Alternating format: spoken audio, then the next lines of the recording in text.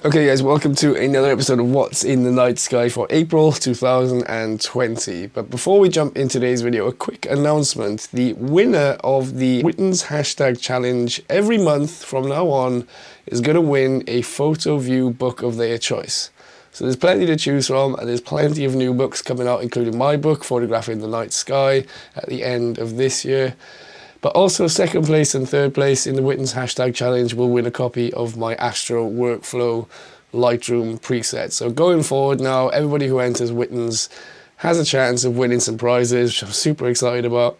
And there's also plenty to get excited about in the night sky this month. So we have the Lyrid's Meteor Shower to look forward to this month. There's also a really exciting comet called Comet Atlas. Of course, the Milky Way core is now returning to the southeastern morning skies. Venus passes in front of the open star cluster Pleiades. And then for those of us who are stuck in quarantine or lockdown, it's worth keeping an eye out for the International Space Station. There's probably never been a better time to check out the 2 months of free premium membership from the sponsors of this video, Skillshare. Skillshare is an online learning community for creatives where millions come together to take the next step in their creative journey. There are thousands of inspiring classes covering a huge range of creative topics such as graphic design, photography, videography, freelancing, and more. I'm sure many of you watching this video will appreciate Ian Norman's class on nightscapes, an incredible introduction to all things landscape astrophotography. Or how about James Manning's Astronomy for Starscapes, which will help you make sense of the night sky and plan your astrophotographs with ease. I've been using Skillshare for just over a year now, and I've used it for all sorts of stuff. There are lots of good classes on freelancing and running a business, and also Adobe Premiere classes that help me edit these videos. Premium members get access to all of those courses, and you can try as many as you like. And if you want to join along, just follow the link in the video description and you get 2 months completely free of Skillshare Premium. Okay, so starting with the Northern Hemisphere evening skies, you've got the Cygnus region of the Milky Way in the northeast. It's quite a bright region of the Milky Way that stretches up to the Cassiopeia region. And it's quite nice to have something interesting in the north, because normally facing north in the Northern Hemisphere, it's quite a boring affair. But now you can face north. You've got the Cygnus region here. Really nice area of the sky to photograph if you've got an Astro modified camera as well, because you've got the North American Nebula and the Sada region. So you get a lot of nice pink, red, hydrogen alpha regions there. You'd also notice that the Andromeda galaxy is very low on the horizon, and it kind of swoops across the northern horizon as the night goes on. So if you want to try and get a telephoto shot of Andromeda with a foreground, it's a pretty good time of year to have a go at that. It can be pretty fun. Now, facing west, you can see that the winter constellations are beginning to set quite early now. But Venus is still dominating the west-northwest. It's past elongation now, so it spends less and less time in the night sky as time goes on, but it's still going to be with us until about May. But it does get a little bit brighter this month. It gets to about minus 4.7 magnitude. So if you thought it was bright this month, it's going to be a little bit brighter in the month ahead. And interestingly, at the start of the month, if I just change the date and go back to the start of the month, you will see on the 2nd, 3rd and 4th, Venus passes through or in front of Pleiades, the open star cluster, which can be quite an interesting opportunity for a photograph. So on the 3rd, it's pretty much in front of Pleiades, and on the 2nd and the 4th, it's kind of right next to Pleiades. So that's a really interesting opportunity for a photograph there. Also, if I change the date to the 26th of the month, you'll see Venus and a nice thin crescent moon in the evening skies as well. So that's a really nice little close approach there. Now, if we face south, if I zoom out just a little bit, you'll see Leo quite high in the sky, crossing the southern meridian. It's easy to spot from the sickle asterism, otherwise known as the backwards question mark. But if you're a deep space astrophotographer, you might want to take a look at the Leo triplet this month. 3 lovely galaxies within the constellation Leo, and because they cross the southern meridian in the evening skies, it can be a good time of year to photograph those. Now in the morning, if we face southeast, and I just fast forward an hour every click, you will see the Milky Way core rising in the southeast. It's about 2 a.m, 2:30 a.m. As I fast forward time, you see it gets higher in the sky, and it's also joined with Jupiter and Saturn, and later on Mars. Jupiter's by far the brightest, shining at about -2.2. Saturn and Mars are about 0.6. And if I go back to the 15th, so on the morning of the 14th, it's a really nice gathering there. The Moon, Jupiter, Saturn and Mars in the southeast in the morning. On the 15th, the Moon is a bit closer to Saturn and Jupiter, and on the morning of the 16th, it's a little bit closer to Mars. You could just focus in on those two on their own there. If I zoom out as well, you can see it's a really good opportunity for a Milky Way arch facing east. Got the Milky Way core in the south, Cygnus region at the apex, stretching down to Perseus. And of course you've got all the planets underneath the arch as well. So don't miss out the opportunity to get a nice little Milky Way arch. In the southern hemisphere, you'll find Venus. And again, exactly the same situation on the 2nd, 3rd and 4th. Passing in front of Pleiades, the open star cluster. And if I go all the way to the 26th, pretty close to nice thin crescent moon, same day, same night as the northern hemisphere. And a similar situation, you'll see the winter constellations now setting in the west-northwest shortly after sunset. You got a little bit more time with Orion than those of us in the northern hemisphere, and Sirius is a lot higher for you guys. And in the south-southwest, of course, you've got the large and small Magellanic Clouds. But the best area, of course, in the southeast, as I go forward by an hour and an hour, the Milky Way core rising from the southeast into the east a lot earlier than the northern hemisphere. So this is about 11 p.m. You get much more time with the galactic core in the southern hemisphere. And zooming out, you can see a nice opportunity there for a Milky Way arch panorama. About 11 o'clock in the evening, even midnight, the galactic core, the Crux, the Southern Cross, Carina Nebula. You get a nice arch whilst facing south. So it's a really nice opportunity for a panorama there. They will also see Jupiter, Saturn, later on Mars rising in the southeast-east. And as you can see, the ecliptic in the southern hemisphere at this time of year is very steep against the horizon. So they're almost stacked on top of each other rather than side by side in the northern hemisphere.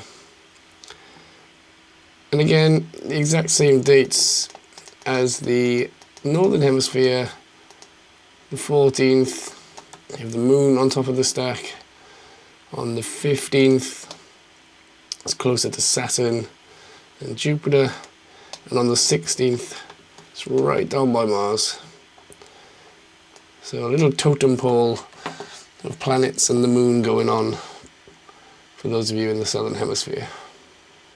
Now, a lot of us are going to be stuck in quarantine, lockdown and self-isolation. So a lot of you are going to be stuck to just sort of backyard astrophotography. So make sure you download the app ISS Detector so you can keep an eye on any international space station flyovers, because it doesn't really matter how much light pollution is in your area. You can always see the space station flying over. You can also try a bit of telephoto moon photography, maybe a HDR moon or a saturated color image of the moon. But yeah, a lot of us are going to be stuck in our back gardens for the foreseeable future. Now, there is a comet in our skies, at least for the northern hemisphere right now. Now, comets are basically cosmic snowballs. They're huge balls of dust and ice that orbit the sun in highly elliptical and eccentric orbits. As the comet gets closer to the sun, the ice begins to vaporize, and it has its own atmosphere which glows in sunlight. And then some comets will have a tail where those gases are being pushed away by the solar wind, and its orbital velocity as well kind of pushes all of those gases off into another tail. But comets are notoriously difficult to predict, and this one is already a case in point, because right now it's shining at a magnitude of about +8, which is close to naked eye visibility. Naked eye is about +6, so it's approaching naked eye visibility. But the reason it's so exciting is because it's already 600 times brighter than was predicted.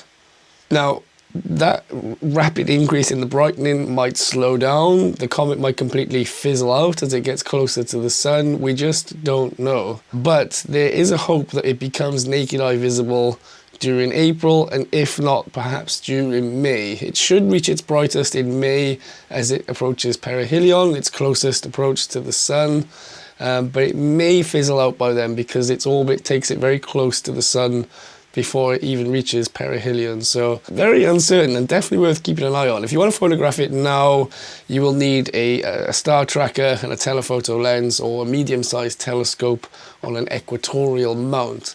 It's currently not too far from Polaris, the North Star, and during the course of this month it will move down towards Capella, the bright star in the constellation Auriga. But I'll put some links in the video description below so you can find out exactly where it is on the night that you're going to try and shoot it. But yeah, very anxious. It's nice to have a bit of anticipation and a bit of excitement. Who knows? Some people are predicting it's going to get brighter than Venus. Other people are predicting that it might even be visible in the daytime, but who knows? It would be amazing to have a nice comet with a big bright tail. It's been a long time since we've had a decent comet in the northern hemisphere. And another exciting event this month is the Lyrids Meteor Shower, which is active from about the 16th to the 25th. But the peak comes in the pre-dawn hours of the 22nd, and it can bring about 10 to 15 meteors per hour. And this year is a pretty good year because it's closely timed with the new moon, so it's a completely unhindered view in the morning skies. You can watch the meteor shower all night long. Now, the radiant point is in the constellation Lyra, which rises at about 10 p.m. for those of us in the northern hemisphere, and it gets higher and higher in the sky the closer you get to sunrise. That's why it's best viewed in the pre-dawn hours when the radiant point is nice and high, and then you have meteors like all over the sky. They can fall anywhere in the sky. For those of you in the southern hemisphere, you ideally want to be sort of mid to low latitudes, and you'll probably see more meteors towards the north, so facing north. But those of you in the northern hemisphere, you'll see meteors all over the night sky, particularly in the pre-dawn hours. Now, on to the hashtag Wittens. For those of you that are new here, every month I set a subject for everybody to photograph and then upload your images to social media. Use the hashtag Wittens, tag me at Alan Wallace in the post, and I pick my favorite 3 to feature in next month's video on my Instagram account. And now we also have prizes. So the winner of Wittens every month will be able to pick a book of their choosing from fotoVUE. So the amazing location guidebooks for places all over the world. Lots of new books coming out constantly. And as I mentioned at the end of the year, my book, Photographing the Night Sky, will also be published by fotoVUE. Those in second and third place will get a copy of my Astro Workflow Lightroom presets. So now everybody has a chance of winning the prize. Last month I didn't set a subject because I couldn't make a video from sickness, so it was a bit of a free-for-all, so I've just picked my 3 favorite images from the hashtag this month. Starting with this lovely moon alignment with the Statue of Liberty taken by Hollerer Baumann, and you know, nice bit of surface detail in the moon, gorgeous yellow color because it's low on the horizon, captured during blue hour, so you've got the lights of the city twinkling as well, the statue is lit up, and just that perfect alignment so that it looks like she's holding the moon up there. I really like this one. In second place was this image from Rob down in New Zealand, a lovely Milky Way panorama over a church. And this is a panorama that I mentioned earlier when I was in Stellarium. You can get a nice Milky Way panorama at this time of year, and that's a perfect example of one of those. Really, really like this image. My favourite image this month came from Matt Stansfield, this lovely star trail taken on the coast in Devon. Just very clean, very aesthetically pleasing. The composition's great, the colours are lovely, and it's just a really nice, calming image to look at. I really like this one. So well done, everyone. Matt, please get in touch and let me know which fotoVUE book you would like me to send out. And Rob and Honora, please get in touch so I can send you the Lightroom presets. This month, a lot of us are stuck in quarantine, self-isolation, and so the theme this month is self-isolation. So whether that's backyard astrophotography, photographing the space station, or the moon, or whatever you can get, the theme this month, just summarize your self-isolation. But there's one rule: please do not take any photographs of a Milky Way chocolate bar. You will be automatically disqualified. That joke has been done so many times. Also, Mars bars or any astronomically related confectionery, you'll just be automatically disqualified. I want some actual astrophotography from your back garden or your bedroom window, whatever it is. And yeah, I hope you're all well and safe and sound. Also, a huge shout out to every single person who has supported me on Patreon. I've just been overwhelmed. It was the morning after I released the Patreon, I cried for the first time since I can remember. Like, the support has been completely overwhelming. So thank you to everyone who supported me on Patreon. I can't wait to add things to Patreon and make it better as time goes by, but it means now that I can focus on this channel, produce a lot of content, and just continue on this night. If you're going out to enjoy the night sky anytime soon, I wish you good luck and clear skies.